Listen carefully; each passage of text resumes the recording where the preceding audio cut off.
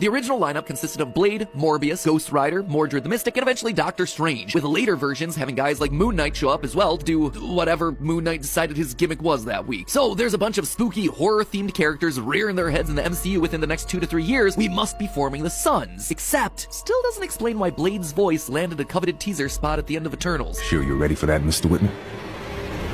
See, this moment at the end of Eternals was weird, and not just because Dane Whitman here, who goes on to become the Black Knight and dates a character named Cersei, is played by the same guy who was Jon Snow in Game of Thrones. Most slam dunk casting decision ever. No, the reason this teaser's weird from a canonical standpoint is that the Black Knight and his mysterious ebony blade isn't connected to vampire hunting Blade at all. He's not one of the Midnight Suns, he didn't debut in Marvel's 70s horror comics like Moon Knight. There is nothing that truly unites these two characters except their maturity ratings. You see, while Moon Knight, Blade, and Werewolf by Night are mature for dealing with scary monsters, the Black Knight is kind of the opposite. He's traditionally the modern-day descendant of a renegade knight in Arthurian England who inherits his ancestors' cursed sword, the Ebony Blade. He then uses it to redeem his family's name by fighting crime dressed as a knight riding a winged horse. He's not really edgy and definitely not violence and gore scary. Kinda hard to do when you run around dressed like Edward from Enchanted. No, the reason he's R-rated is because his relationship with Cersei wasn't the usual cute MCU thing where adult relationships are envisioned by children. You owe me a dance.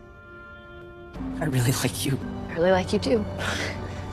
I want one. No. In the 90s, Dane Whitman and Cersei had less subtlety. They definitely had more of a trashy romance novel for mom thing going on. Hot and heavy, hard to miss, big hair, big biceps, big personalities. Seriously though, outside of introducing the world to a 7th Infinity Stone, the Ego Stone, this slightly more steamy for mommy and daddy readers romance story is pretty much the reason that either of these characters stayed popular enough through comics' most profitable period amongst the likes of Spider-Man, Wolverine, and the Punisher. In a universe where superhero relationships are typically all high school melodrama, Didn't realize you were waiting.